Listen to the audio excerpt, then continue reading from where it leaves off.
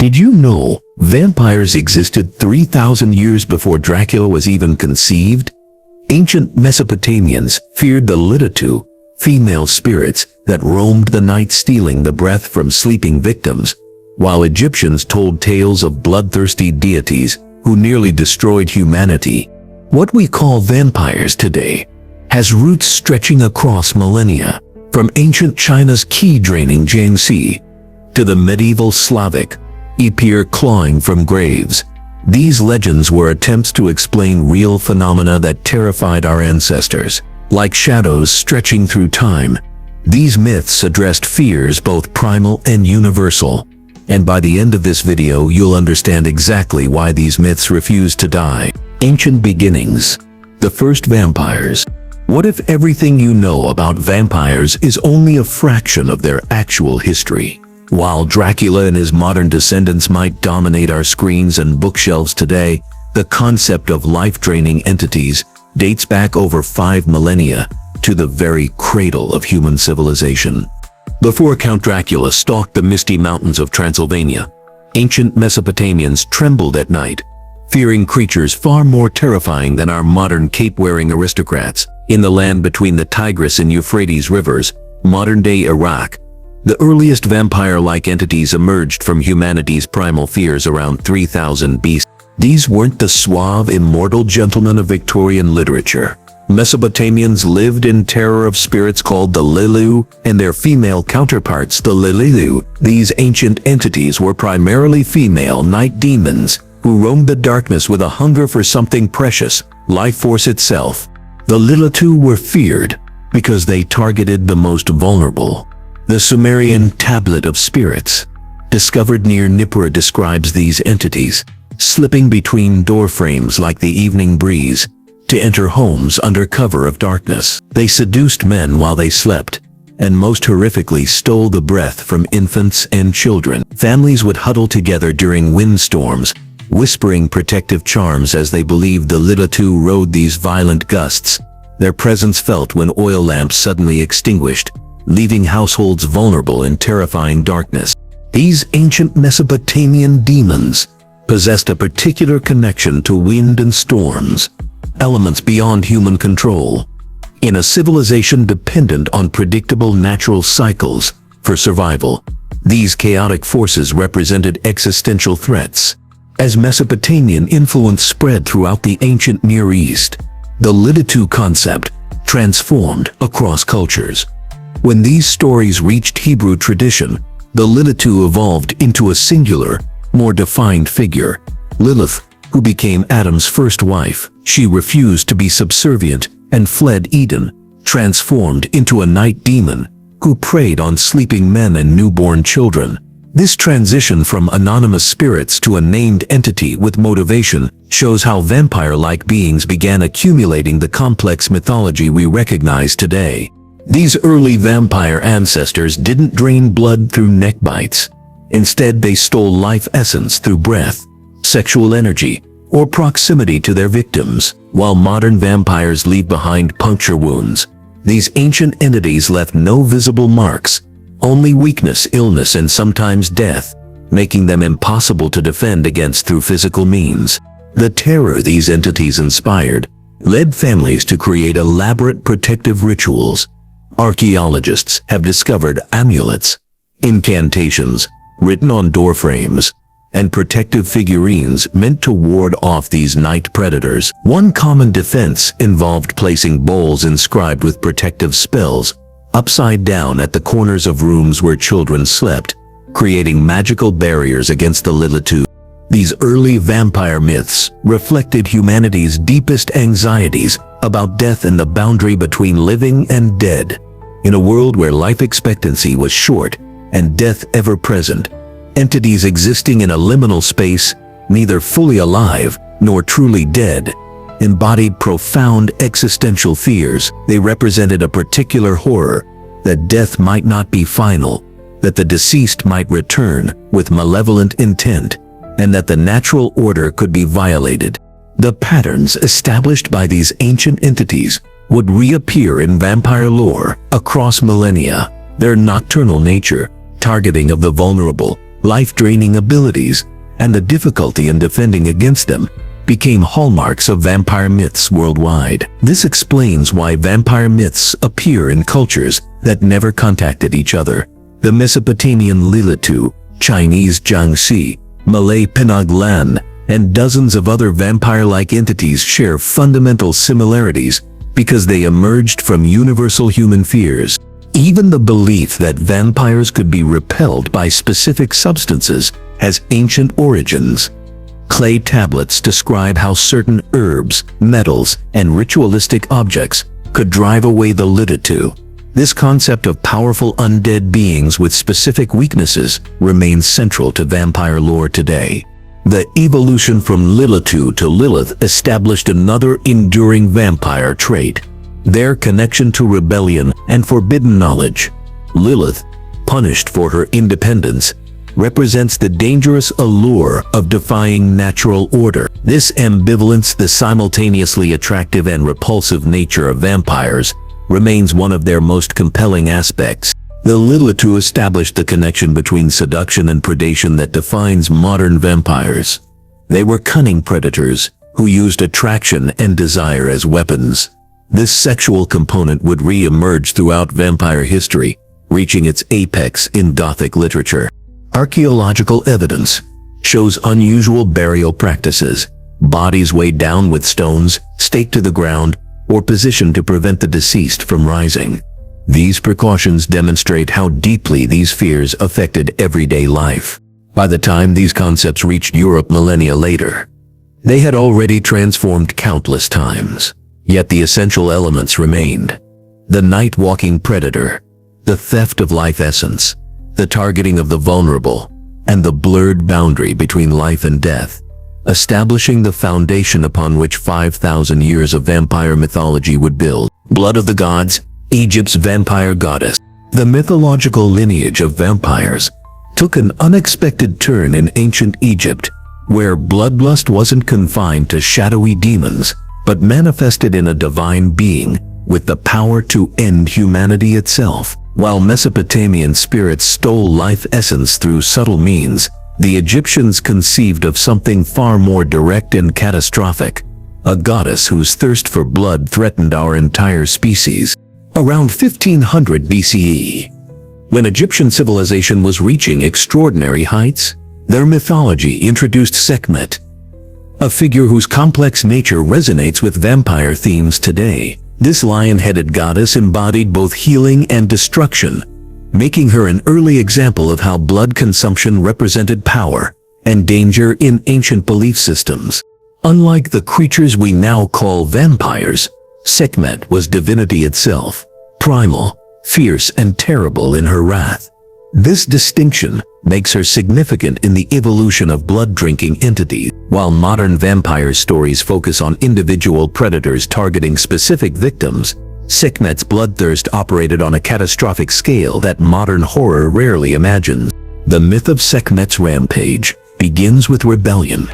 When humans showed disobedience toward Ra, the sun god and supreme deity of ancient Egypt, he responded with divine retribution. Rather than punishing humanity himself, Ra unleashed Sekhmet as his instrument of vengeance, a decision that would soon spiral beyond even his divine control. What follows reveals one of humanity's earliest expressions of fear regarding blood consumption.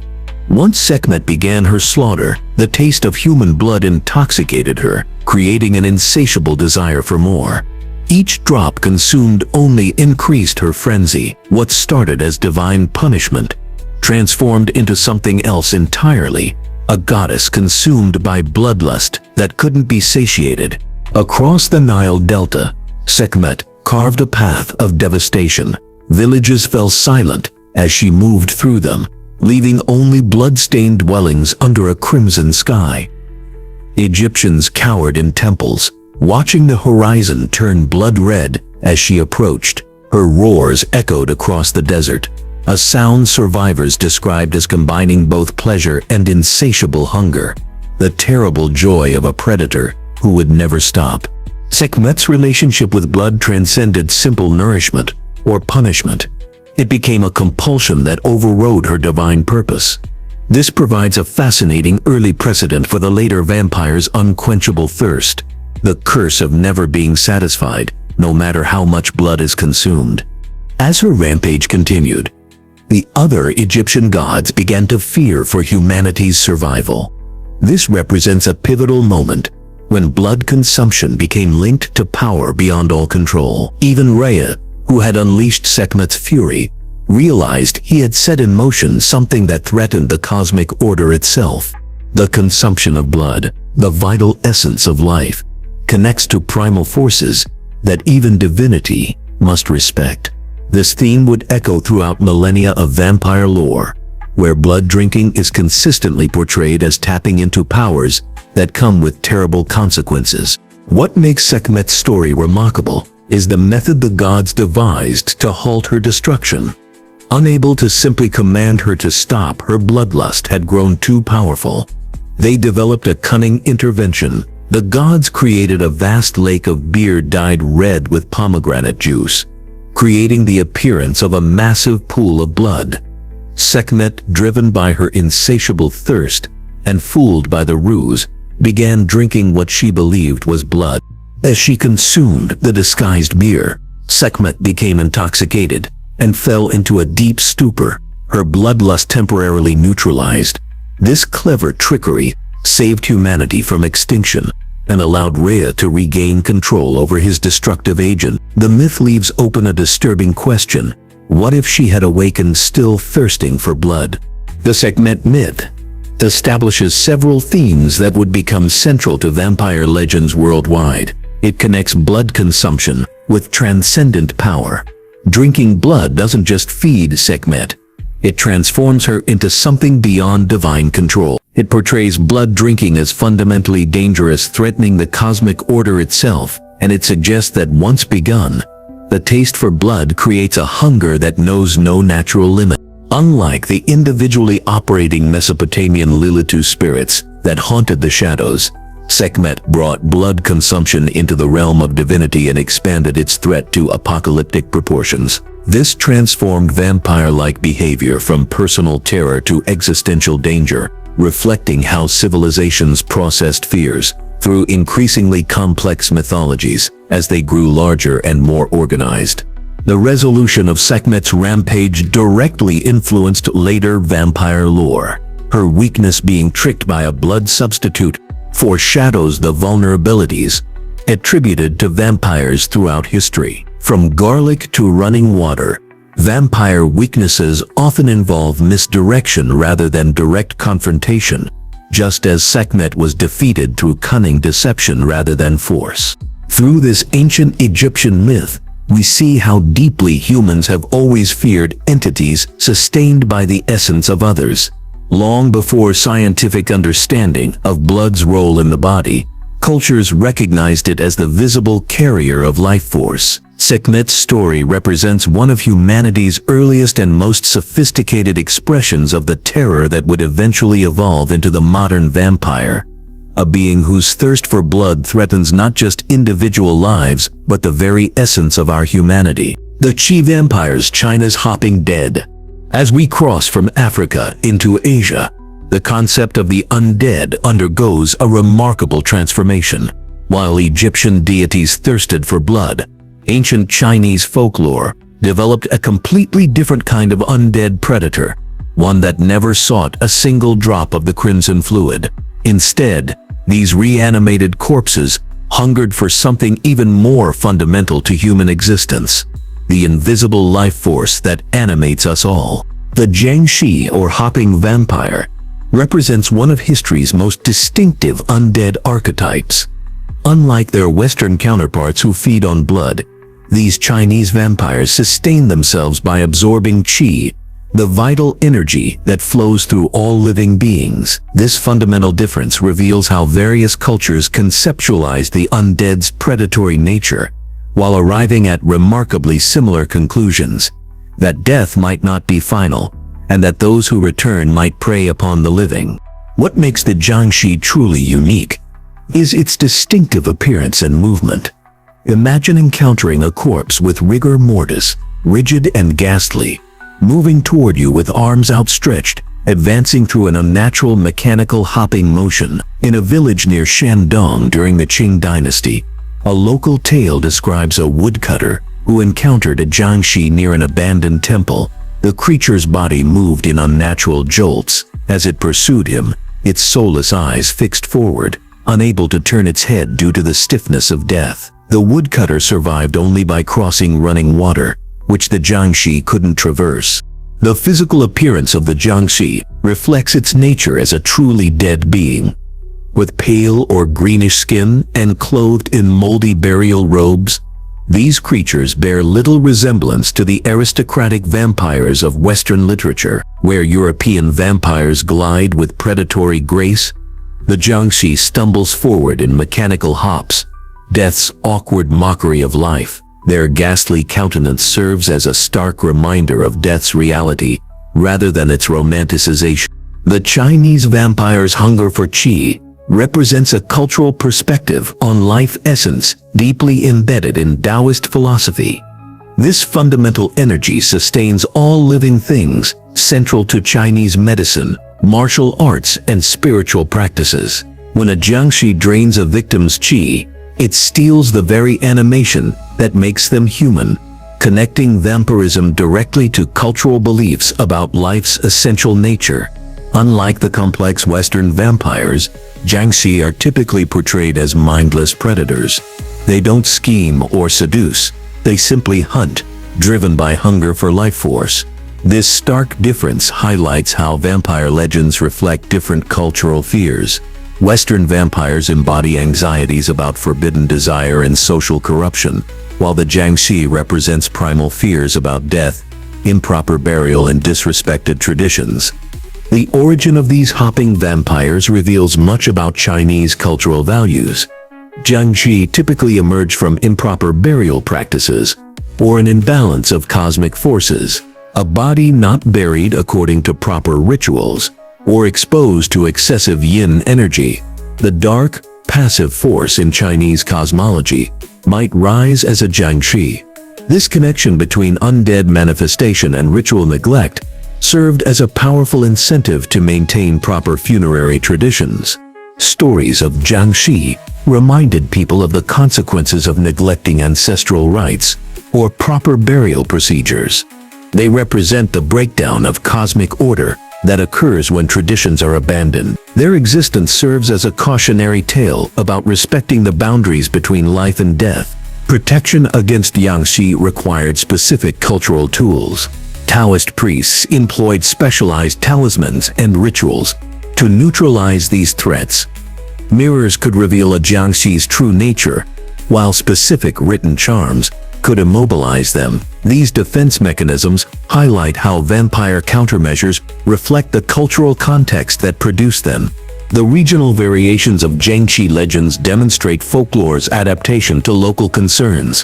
While the core concept remained consistent, a corpse returning to drain life energy, the specific details varied across provinces. Some regions emphasized improper burial, while others focused on malevolent magic or environmental factors. When comparing the Jiangshi to other vampire traditions, we discover a fascinating parallel evolution. Despite developing independently, the core concept emerges repeatedly. The dead return to prey on the living by consuming their vital essence. This pattern suggests something universal about human psychology, perhaps our struggle to accept death's finality, or our need to process grief through supernatural narratives. In Taoist philosophy, maintaining balance between opposing forces is essential, and the Jiangshi represents a profound imbalance, death masquerading as life, yin overwhelming yang. This philosophical dimension adds depth to what might otherwise seem like simple monster stories. Modern interpretations in films and literature have introduced Jiangshi to global audiences while maintaining their distinctive characteristics. Unlike Western vampires, who have been romanticized in contemporary media, the Jiangshi often retains its monstrous nature. This preservation speaks to the enduring power of this particular undead archetype and its resistance to the kind of transformation that Western vampires have undergone. Feminine predators, Greece and Rome's vampire legacy. Traveling west from China, we enter a world where the undead underwent a striking metamorphosis.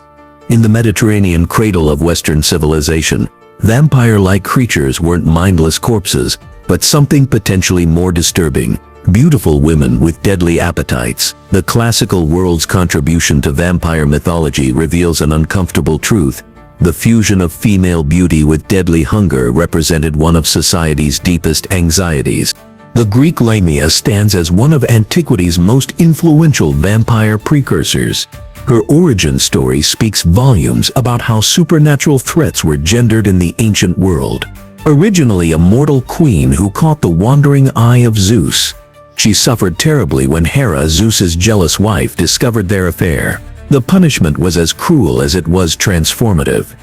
Hera cursed this once beautiful queen to become a child-devouring monster, forever hunting the offspring of others after losing her own.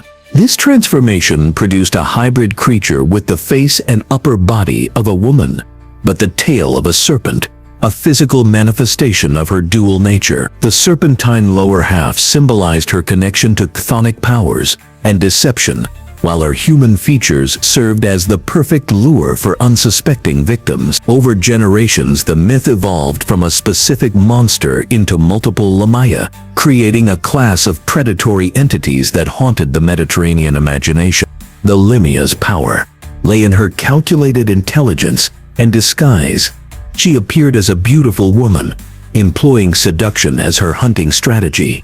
Men who succumbed to her charms found themselves completely consumed, their blood drained and flesh devoured. This concept of the beautiful female predator, using sexuality as a weapon, became a cornerstone of vampire mythology for millennia to come. The cultural significance of the Lamia extended beyond Greece. As the myth spread throughout Europe, it underwent regional adaptations while maintaining its core elements. In France, legends told of a Lamia named Melusine, who concealed her blue and white serpent's tail from her human husband. While Greece cultivated the seductive Lamia, Rome developed the Strix, a different manifestation of the feminine undead. The cultural shift reflected evolving societal structures, as Rome's patriarchal order required new monsters to embody its fears. As the poet Ovid warned in his Fasti, these birds enter bedchambers and nurseries, attack infants in their cradles, and defile their bodies. The Strix appeared as a screeching bird-like entity that prowled the night, seeking vulnerable victims, overtly monstrous rather than seductive. This feathered horror attacked primarily infants, sucking their blood through a piercing beak. The etymology of the Strix reveals its lasting influence on vampire lore. The Romanian name for vampire strigo derives directly from Strix, the Roman and Greek word for owl. This connection between vampirism and nocturnal birds of prey wasn't accidental. Owls were death omens. In many ancient cultures, their silent flight and nocturnal habits making them natural symbols for the supernatural. What makes the Strix particularly fascinating is that even experts in antiquity weren't entirely sure what it was. Pliny the Elder, the Roman naturalist who cataloged the natural world with scientific precision, found himself unable to definitively categorize this creature. This ambiguity added to its terror. The Strix existed at the edges of Roman understanding, neither fully mythological nor entirely natural. The connection between these Mediterranean vampiric entities and earlier Mesopotamian figures emerges in the British Museum's Burney relief, depicting Lilitu, Lilith, the Queen of the Night, as a human female figure with feathered bird wings and avian claws instead of feet. This similarity to the Strix suggests cultural transmission of these concepts from Mesopotamia westward, transforming but retaining their essential characteristics across millennia. Both Mediterranean monsters represented profound societal fears about vulnerable boundaries between life and death, human and monster, safety and danger. They specifically embodied anxieties about motherhood gone wrong. While idealized motherhood was revered in classical civilization, these female monsters inverted that ideal. Instead of nurturing children, they consumed them. The Lamia denied her own offspring, hunted others' children. The Strix targeted infants in their cradles.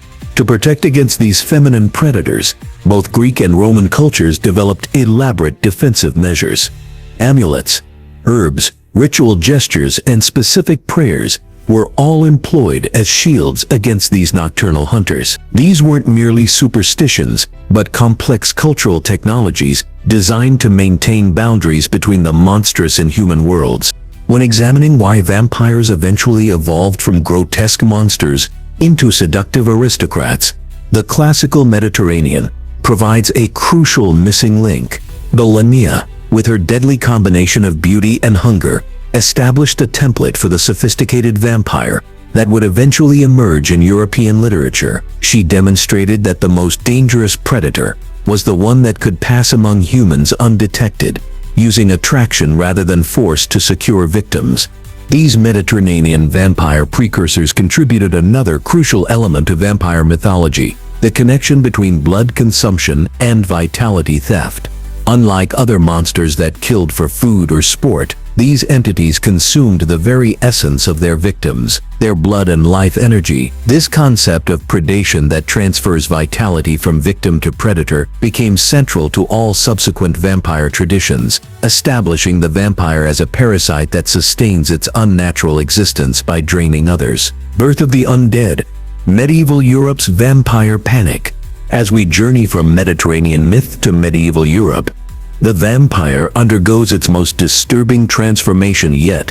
From fictional monster to perceived reality, in the fog-shrouded villages of medieval Slavic lands, particularly between the 11th and 15th centuries, ordinary people weren't just telling stories about the undead, they were taking drastic measures to prevent their dead from rising. This period marks when the vampire ceased being mere folklore and became something communities believed was literally climbing out of graves to prey upon the living.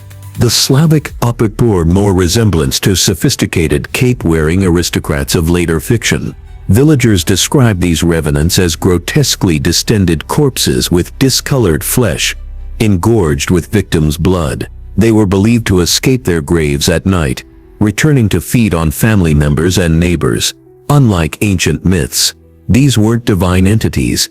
They were physical bodies of the recently deceased, animated by malevolent forces defying death itself. What made medieval vampires particularly terrifying was their intimate nature. These were transformed versions of people villagers had known: neighbors, relatives, even loved ones. The horror stemmed from death's corruption of the familiar. In medieval Slavic belief, the soul lingered near the body for approximately 40 days after burial, a liminal period when the deceased was vulnerable to malignant forces, especially those who lived wickedly, died violently, or lacked proper burial rites. The circumstances creating an uproar revealed community anxieties. Those who practiced witchcraft, committed suicide, or suffered violent deaths were considered high risk. Tragically, even those who simply lacked proper burial rituals, plague victims buried hastily or without religious ceremony, might transform. The upper served a crucial social function by explaining otherwise inexplicable tragedies. When livestock perished, crops failed, or illness swept through villages, the undead became the scapegoat. This provided communities both explanation and actionable response. In the Carpathian village of Starovez, chroniclers documented how after 3 children died mysteriously in 1337, villagers exhumed a recently deceased outsider, finding what they interpreted as unnatural vitality in the corpse. They enacted preventative rituals, after which the deaths ceased, reinforcing belief in vampire remediation. These beliefs manifested in elaborate preventative practices. Stakes were driven through hearts to physically anchor corpses to graves. Decapitation was common, with heads sometimes placed between feet to disorient the corpse. Garlic or poppy seeds were stuffed into mouths, forcing any awakened upper to count each seed before leaving, keeping it occupied until dawn. Some communities placed heavy stones on graves or included comfort objects in coffins to keep the deceased content. When preventative measures failed, and an upper was suspected active, communities exhumed graves. Natural decomposition. bloating or fluid around the mouth was misinterpreted as evidence of vampirism. These confirmed cases were then staked, burned, or both. The Black Death dramatically amplified these existing fears. Ravaging Europe between 1347 and 1351, the pandemic killed an estimated 30–60% of Europe's population and fundamentally altered relationships with death. Mass graves often neglected proper funerary rites, creating perfect conditions for undead fears to flourish. Plague symptoms inadvertently reinforced vampire beliefs. Victims developed bleeding sores and died with blood visible around their mouths, resembling blood-drinking revenants. Hasty mass burials sometimes resulted in bodies reaching the surface through natural processes, creating the impression of rising dead. Decomposition further fueled these beliefs. Bodies in certain soil conditions appeared preserved when exhumed. Natural gas buildup caused swelling and discoloration, making corpses appear fed rather than decayed. Bodily fluid seeping from orifices suggested to medieval observers that corpses had been feeding. By blaming the undead, communities processed trauma and regained control. Destroying suspected vampires provided psychological release, action against overwhelming horror when medicine offered no answers. While the plague didn't create vampire beliefs, it transformed local folklore into a pan-European phenomenon. In Western Europe, these fears often took forms of divine punishment, but in Eastern Europe, they merged with Slavic traditions to create the template for our modern vampire concept. The Up-Year became a cultural response to mass death and social breakdown. Communities found in vampire folklore both explanation for suffering and mechanism for processing grief. Anti-vampire rituals provided structure when death seemed random and uncontrollable. What distinguishes the medieval vampire from ancient predecessors is the transition from metaphorical to literal belief. Archaeological evidence across Eastern Europe reveals graves with anti-vampire modifications, stakings, decapitations, weighted stones, tangible evidence of genuine fear. Medieval communities weren't engaging with symbols. They believed they were combating actual reanimated corpses, threatening their survival. The Real Dracula, from warlord to vampire icon. As stakes were being driven through suspected vampires across Eastern Europe, a real-life ruler was impaling his enemies by the thousands, just a few hundred miles away. History remembers him as Vlad the Impaler, but fiction immortalized him by another name, one that would forever blur the line between historical monster and supernatural predator. While medieval communities feared the restless dead rising from their graves, an actual prince was orchestrating a reign of terror that would make the imagined horrors of vampirism pale in comparison to documented atrocities. In the mid-15th century, Wallachia, a region of modern-day Romania, found itself caught between powerful empires. To its east loomed the expanding Ottoman Empire. To the west, the Kingdom of Hungary. This precarious position required strong leadership. And into this volatile landscape stepped a prince whose name would echo through centuries. Vlad III, Dracula. His rule was characterized by unwavering brutality. Vlad's preferred method of execution became his calling card and historical identifier. Victims were positioned over sharpened wooden stakes, carefully placed to avoid vital organs. Gravity slowly pulled them downward, the stake penetrating gradually through their bodies. This excruciating process could take days, with victims writhing in agony as they died in full public view, a grotesque warning to any opponents. Like a dark sculptor, carving monuments of fear, Vlad arranged his victims in forests of the dying. Ottoman chronicles describe stakes arranged in concentric circles or geometric patterns. Death transformed into macabre exhibitions designed to inspire terror. Contemporary accounts suggest casualties reaching staggering proportions during his brief periods of rule. One particularly chilling account reveals the full extent of his psychological warfare. As thousands of impaled bodies surrounded him, Vlad reportedly dined among his victims, dipping his bread into their blood and consuming it with apparent satisfaction. This calculated display demonstrated his complete dominance, consuming his enemy's very essence while they watched their final moments unfold. The name Dracula carried significance beyond simple identification. Rather than referring to blood-drinking tendencies, it was a family name meaning son of the dragon, or alternatively, son of the devil. His father, Vlad II, had been inducted into the Order of the Dragon, a Christian military order fighting the Ottoman Empire. The Romanian word Dracul carried connotations of the devil, creating an appropriately sinister title for a ruler whose methods inspired such terror. The transformation of this brutal warlord into literature's most famous vampire began centuries after his death. In the late 19th century, Irish author Bram Stoker encountered accounts of Vlad. While researching Transylvanian history for a new novel, the historical figure's bloodthirsty reputation and evocative family name provided perfect foundation for Stoker's vampire count. Vlad's brutality emerged from complex historical circumstances. Having spent part of his youth as a hostage of the Ottoman Empire, he witnessed firsthand the brutal politics of imperial power. Upon gaining his throne, he ruled a vulnerable principality, surrounded by enemies both foreign and domestic.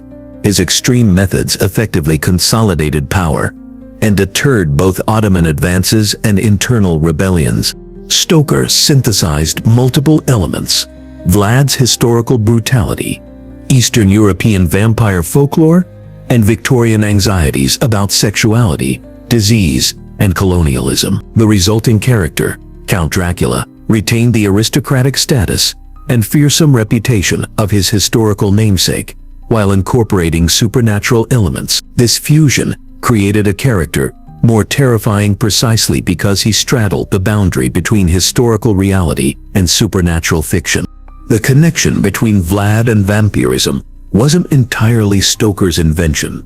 Stories of his cruelty spread beyond Walachia's borders, transforming through oral tradition into increasingly supernatural accounts. By the time Stoker discovered him, the historical Vlad had already begun metamorphosing into something beyond human in popular imagination. This transformation reveals our cultural processing of historical trauma. Vlad's documented atrocities were so horrific, they defied processing as merely human actions. By reimagining him as a supernatural predator, culture found a framework to contain such extreme cruelty. The vampire, with its inhuman nature, provided an explanation for behavior that seemed to transcend normal human capacity for violence. The literary Count Dracula maintained key elements of his historical inspiration. Like Vlad, Stoker's Count was aristocratic, strategic, and ruthlessly effective against enemies. However, where the historical figure used impalement, the fictional character's trademark became the neckbite and blood consumption, maintaining the essential connection to blood while adapting it to vampire folklore. Most significantly, Stoker's Dracula became immortal through supernatural means rather than literary legacy. This fictional immortality has ensured the continued remembrance of the historical figure. Today, far more people recognize Dracula than could identify the 15th century Wallachian prince who inspired him. This transformation from historical figure to supernatural icon represents a unique cultural process. Vampires, particularly Dracula, have direct ties to documented historical brutality. This connection to reality anchors the vampire myth in something more disturbing than pure fantasy, suggesting that the most terrifying monsters evolve from actual human cruelty rather than imagination. For modern audiences, the fictional Count Dracula has become more real than his historical inspiration. The vampire count appears constantly in popular media, while the actual Wallachian prince remains known primarily through his fictional namesake, consumed by his creation much as vampires consume their victims. Epidemic of Fear, Europe's real vampire cases. While Vlad's transformation into fiction captivates modern audiences, actual government-documented vampire cases were unfolding across Eastern Europe.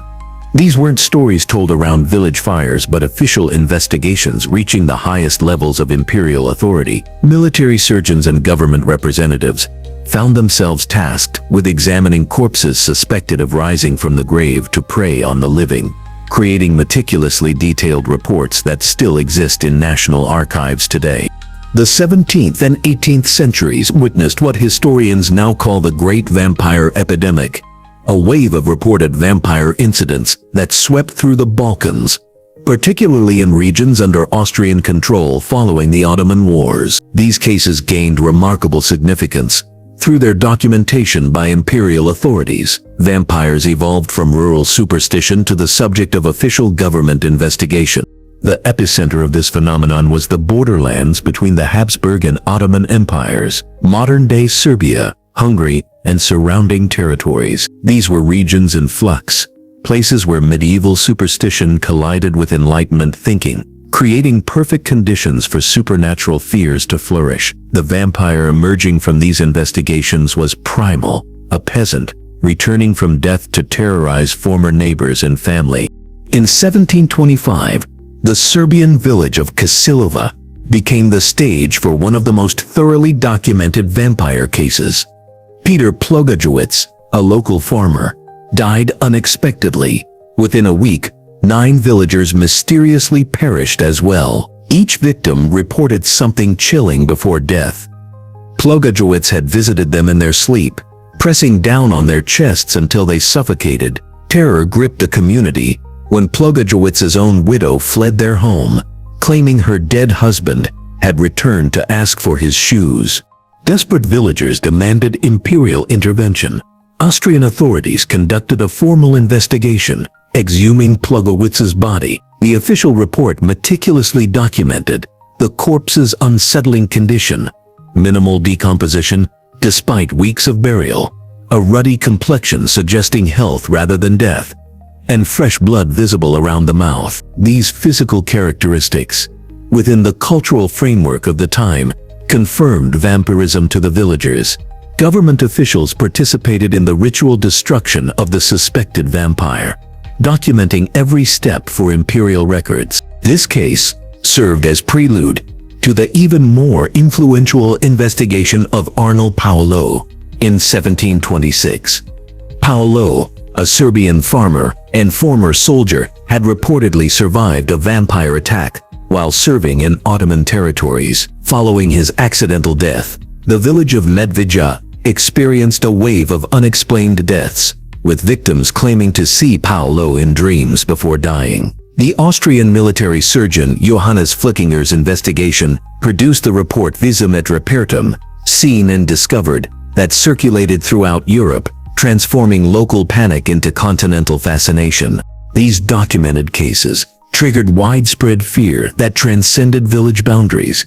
What had once been isolated incidents became a recognized phenomenon, requiring imperial attention. The report's clinical precision and official seals lent unprecedented legitimacy to vampire beliefs, spreading anxiety through educated and uneducated classes alike. The cultural context fueled this hysteria. The Habsburg-Ottoman Wars had devastated the Balkans, creating widespread poverty and fractured communities. Death was omnipresent, while traditional Slavic beliefs about the improperly buried clashed with Christian doctrines imposed by Austrian rule. This cultural friction created fertile ground for vampire myths. Disease contributed significantly. Rabies symptoms, aversion to light, increased aggression, and nocturnal activity paralleled vampiric traits, porphyria, causing extreme sensitivity to sunlight and receding gums, and tuberculosis, which left victims appearing drained of life, potentially fed the hysteria. Premature burial also played a role, as bodies interred too quickly might appear disturbed when later exhumed. The panic eventually demanded intervention at the highest imperial levels. In 1755, Empress Maria Theresa of Austria issued a decree prohibiting the exhumation and ritual destruction of suspected vampires. She commissioned medical professionals to investigate and debunk vampire myths. marking when scientific inquiry began offering alternative explanations for physical signs previously attributed to the undead. Imperial physicians explained that hair growth after death was a post-mortem illusion, and blood around the mouth resulted from natural decomposition.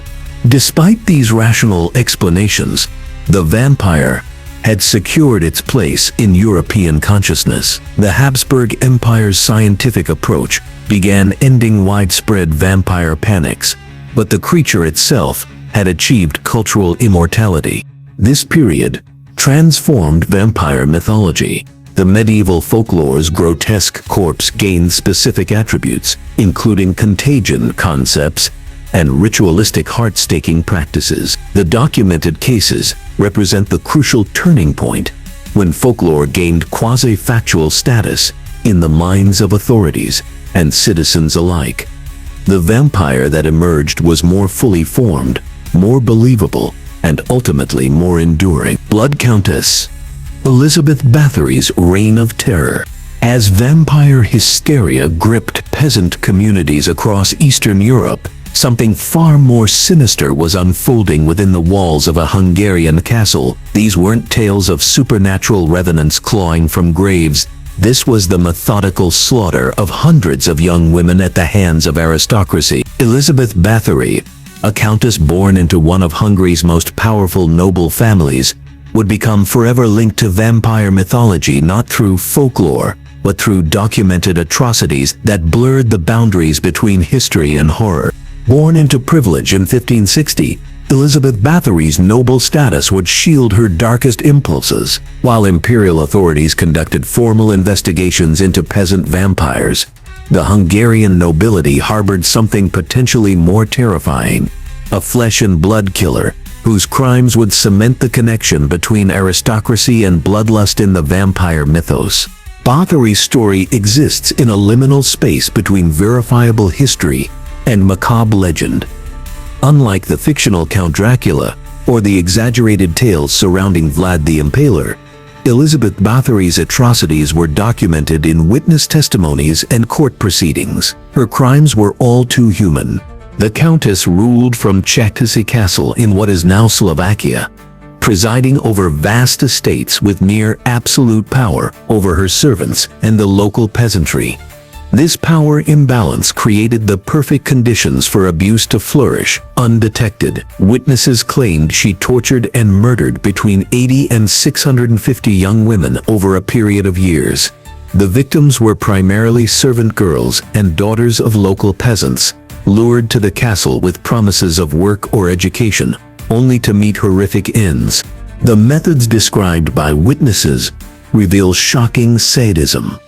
According to testimonies, Báthory would stab her victims or bite their breast, hands, faces, and arms.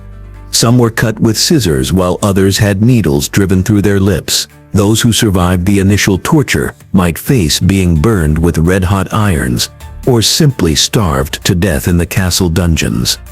These accounts were formal statements documented during the investigation into her crimes. The most infamous allegation, that she bathed in her victim's blood, believing it would preserve her youth and beauty, became the centerpiece of her legend and the direct bridge to vampire mythology. This image of a noble woman immersed in a bath of maiden's blood represents the ultimate perversion of power, literally consuming the vitality of the young and vulnerable to sustain her own existence.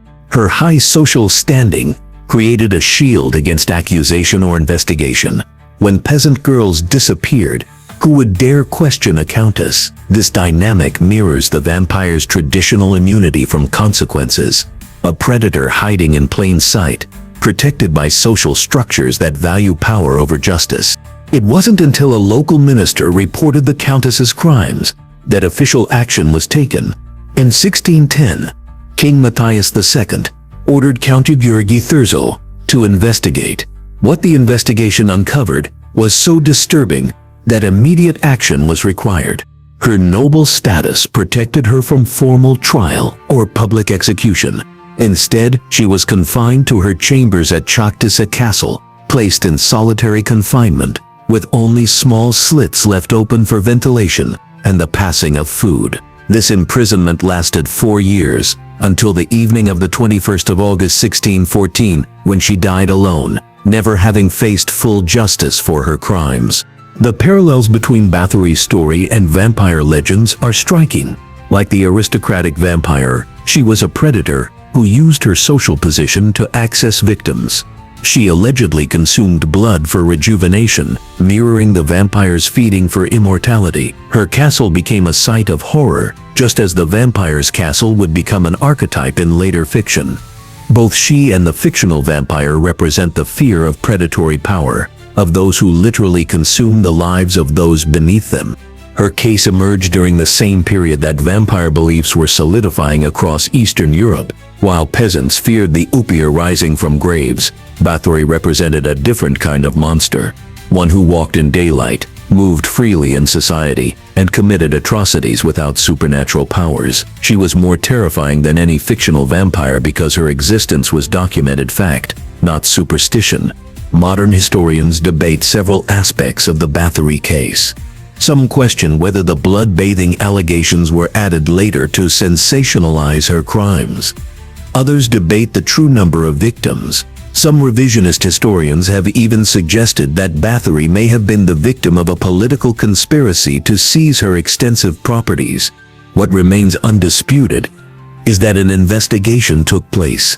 Witnesses testified to horrific crimes, and Elizabeth Báthory spent her final years in solitary confinement as punishment. The core elements of her story, aristocratic privilege, sadistic violence, and an association with blood, provided a powerful template that would influence the development of vampire mythology for centuries. The Báthory case illustrates how vampire lore evolved from documented human atrocities. Her story helped transform the vampire from a bloated peasant revenant into something more sophisticated and sinister, a predator who moved in high society, using privilege as camouflage for monstrous appetites. The aristocratic vampire that would later dominate literature owes much to the shadow cast by the Blood Countess. The science of vampires. Medical explanations reveal. The line between mythological monster and medical mystery blurs when examining the science behind vampire legends. Before modern medicine could explain photosensitivity or blood disorders, communities witnessed symptoms that seemed supernatural, creating vampires, not through dark magic, but through tragic misunderstanding of disease. Consider this. For centuries, people witnessed individuals who fled from sunlight, displayed elongated teeth, consumed blood, and showed aggressive nocturnal behavior. Without modern scientific understanding, how else could communities explain such phenomena, except through supernatural frameworks? The vampire myth persisted because real medical conditions produced symptoms that aligned with vampire lore. Porphyria represents perhaps the most striking medical parallel to vampire mythology. This group of genetic disorders disrupts the production of heme, a critical component of hemoglobin in our blood. Those suffering from certain types of porphyria develop extreme sensitivity to sunlight, with severe reactions, including blistering, scarring, and skin that appears to burn on exposure. This forced sufferers to become nocturnal, emerging only after sunset. The disease can cause gum recession, making the teeth appear longer and more pronounced, creating the illusion of fangs. Some historical accounts suggest that certain individuals with porphyria sought relief by consuming animal blood, believing it might replace the heme their bodies couldn't produce properly. The connection between porphyria and vampire lore becomes especially compelling when examining historical vampire panics in regions where this genetic condition may have been more prevalent. Due to isolated populations with limited genetic diversity, what witnesses observed were living people with a debilitating medical condition whose symptoms mimicked the cultural template of the vampire. Like a malevolent symphony, where each disease plays its own vampiric note, rabies provides another medical foundation for vampire fears. This viral disease produces symptoms almost designed for vampire legends. Intense photophobia driving victims to seek darkness, hydrophobia causing throat spasms when trying to drink, potentially explaining the vampire's aversion to running water. The disease causes increased aggression and nocturnal activity, Most tellingly, rabies spreads through bites that transmit infected saliva, mirroring the vampire's ability to create others of its kind. Patients in late stages often produce bloody-tinged saliva, transforming ordinary people into aggressive nocturnal bite-prone individuals who shun both light and water, while porphyria created fanged night dwellers and rabies produced bite-spreading aggressors. Tuberculosis composed the third movement in this biological explanation of the undead, once called consumption. This infection gradually drained life from victims, causing severe weight loss and pale skin that made sufferers appear as though their essence was being stolen. Precisely how vampires were said to drain victims slowly. The disease's hallmark symptom was coughing up blood. When tuberculosis ravaged communities, survivors witnessed loved ones wasting away while expelling blood, aligning perfectly with the concept of a blood-draining entity. Tuberculosis often caused a flushed appearance in the cheeks against otherwise pallid skin, creating what was described as an unnatural vitality in the midst of deadly illness. When the disease spread through families, it appeared that the first person to die was somehow calling others to follow, interpreted as the deceased returning to claim relatives, rather than the progression of contagion. Perhaps the most disturbing explanation for vampire beliefs lies not in disease, but in premature burial. Before sophisticated medical techniques, declaring death was imprecise. When coffins were later exhumed, observers sometimes found bodies in positions suggesting struggle, contorted limbs, torn clothing, and signs of self-injury. These signs, combined with natural decomposition processes, created perfect conditions for vampire beliefs. Decomposition gases push blood from the lungs through the mouth, creating the appearance of fresh blood around the lips. Hair and nail growth appeared to continue, though actually caused by skin retraction.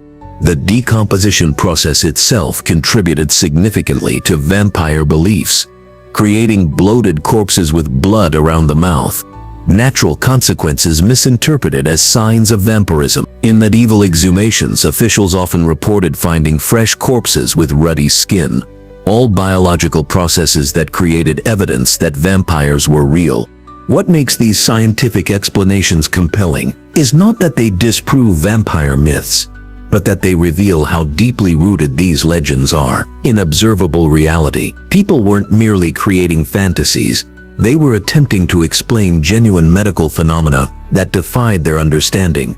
The vampire emerged as a cultural framework to make sense of otherwise inexplicable symptoms. When we examine the intersection of medicine and mythology, vampires transform from pure fiction into something more nuanced, a pre-scientific attempt to categorize and understand medical anomalies. The persistence of vampire beliefs across cultures wasn't simply due to superstition, but because different communities independently observed similar phenomena and reached similar conclusions. Literary evolution. From monster to immortal aristocrat, the vampire that haunted superstitious villages bears almost no resemblance to the sophisticated predator of modern fiction.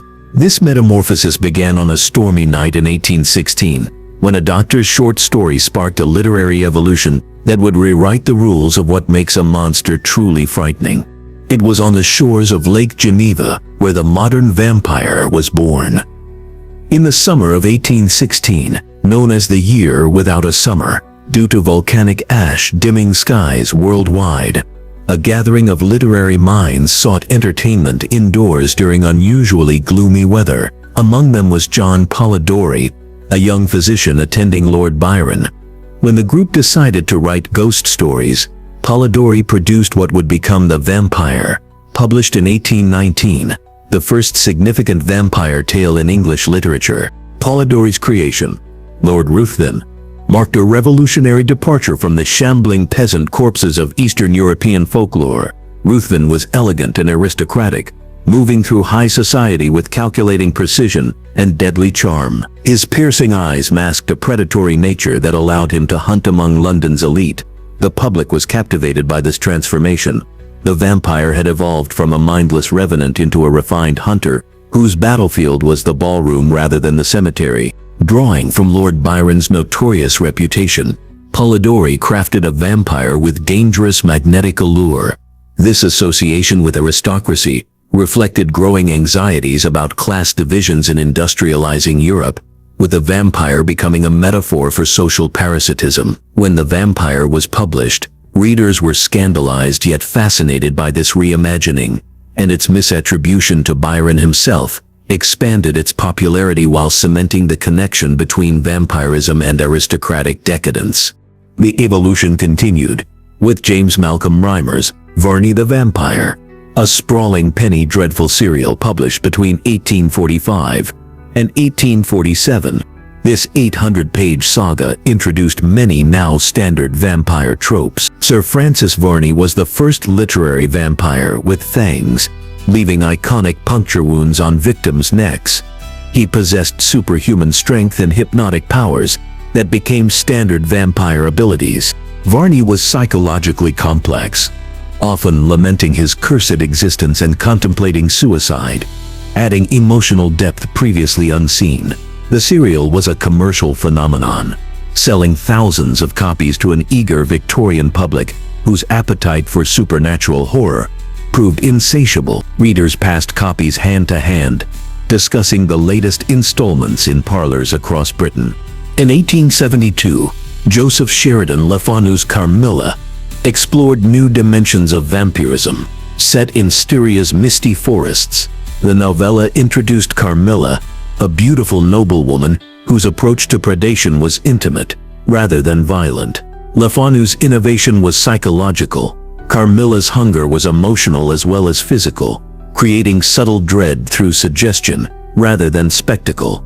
Carmilla most significantly explored female desire with unmistakable lesbian undertones, revolutionary for Victorian literature. This connection between vampirism and forbidden desire became central to vampire mythology, making the creature a vehicle for exploring taboo subjects in seemingly respectable literature.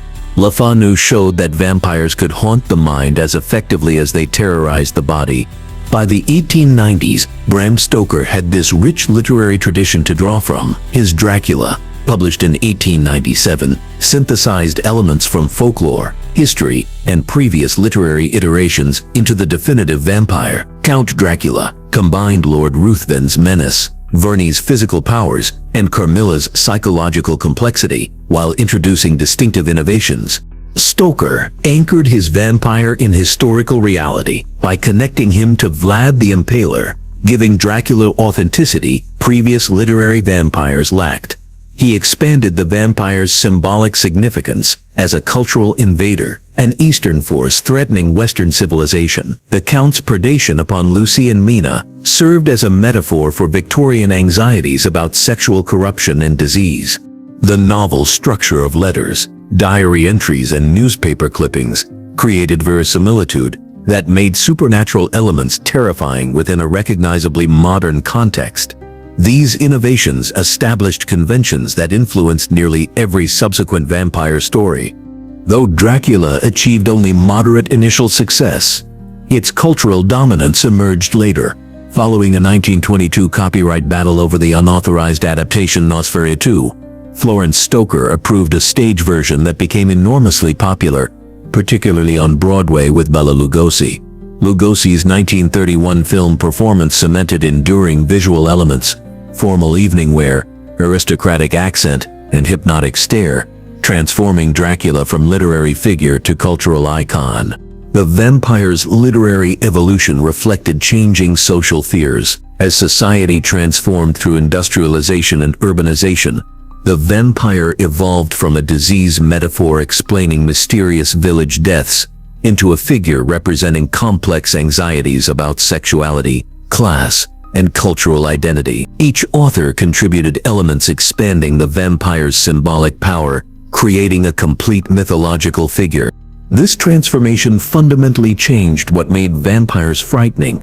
From gross physicality to seductive danger, the vampire became simultaneously more human and more dangerous, not merely because it could kill, but because it could tempt you into willing complicity with your own destruction. Global bloodsuckers, vampire myths worldwide.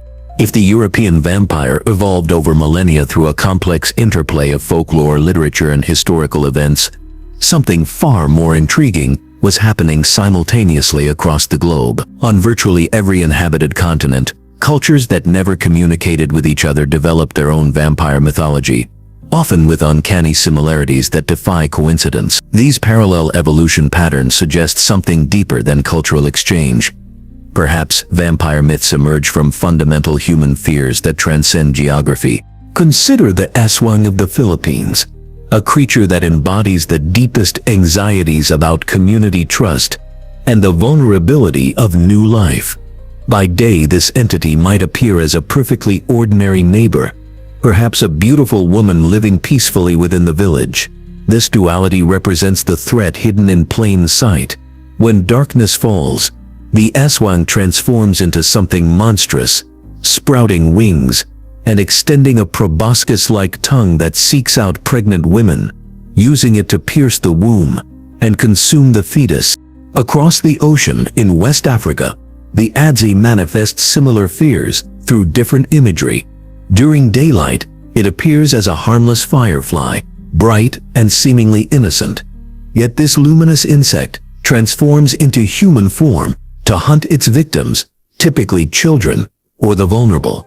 While the aswang begins human and becomes monstrous, the Adzi starts as something non-human that assumes human form, different manifestations of the same fear that predators hide among us. Like threads in a global tapestry of fear, these vampire myths weave together despite geographical separation. In Malaysian and Indonesian folklore, the Penanggalan connects to this pattern while introducing unique horrors. This female vampire appears normal by day, but at night, her head detaches from her body, trailing entrails as she flies through darkness in search of victims. The Penanggalan shares the aswang's fixation on pregnant women and newborns, yet presents this threat through the visceral imagery of bodily dismemberment. What links these Southeast Asian vampires to their West African counterparts is not cultural transmission, but parallel psychological responses to similar biological realities, specifically the dangers of childbirth and infant mortality in pre-modern societies. This targeting of society's most vulnerable reveals how vampire myths address anxieties about reproduction and survival across different cultures. The Indian subcontinent contributes another distinct thread to this tapestry, with the Vitala of Hindu mythology. Unlike the blood-drinking creatures of other traditions, the Vitala animates corpses and steals life force through possession. Its association with forbidden knowledge makes it not merely a predator, but a dangerous repository of wisdom. While the aswang and Penanggalan represent fears about vulnerable new life, the Vitala embodies anxieties about proper death rituals, highlighting how vampire myths connect to cultural beliefs about transitions between life and death. These global variants form a remarkable pattern. Despite vast differences in appearance and behavior, vampire-like creatures across all cultures share fundamental characteristics. They operate primarily at night, consume some form of life essence, whether blood, chi, or spirit, and target the vulnerable. This consistency suggests vampire myths address universal human fears about death, predation, and the unknown. Consider how historical cases like Peter Plogowitz in 1725 Serbia connect to this global pattern. The villagers' claims that he visited them in their sleep mirrors beliefs about the Adzi visiting victims in dreams. His reportedly undecayed body with fresh blood follows the same evidence interpreted as vampirism across multiple continents, demonstrating how similar conclusions emerged independently in different societies. The significance of these parallels lies in what they reveal about human psychology. Every society confronts unexplained deaths, predation anxieties, and fears about what happens after death. Vampire myths provide frameworks for processing these concerns, allowing communities to identify threats, explain tragedies, and establish protective measures. Even the methods for repelling vampires show remarkable cross-cultural similarities. From talismans used against Chinese Jiangshi to protective herbs against Greek Lamia, cultures worldwide developed ritualistic defenses involving purification, boundaries and symbols of life-affirming power. This global tapestry of vampire mythology reveals something profound about human nature. While European vampires might be the most familiar to Western audiences, they represent just one strand in a complex web of supernatural beliefs that emerged independently across civilizations. The universal elements, nocturnal activity, consumption of life essence, targeting the vulnerable, suggest these myths arise from shared human experiences rather than cultural diffusion. As we examine these traditions side by side, we see not isolated superstitions, but expressions of fundamental human concerns, translated through cultural lenses. The vampire, in its many forms, serves as a universal symbol for the predatory aspects of existence that all human communities must confront and comprehend. We've traveled a winding path through millennia of vampire lore, witnessing how these undead creatures serve as mirrors reflecting our deepest collective anxieties. In every era, from ancient Mesopotamia to our digital age, vampire myths have shapeshifted alongside humanity's evolving fears. Vampires endure because they embody our fundamental terrors: mortality, disease, unchecked power, and forbidden desires. They transform abstract anxieties into tangible monsters we can name and potentially defeat. What truly unnerves us about vampires is the uncomfortable truth they reveal: our desperate longing for immortality. As we close this coffin of lore, ask yourself, what would you sacrifice to live forever?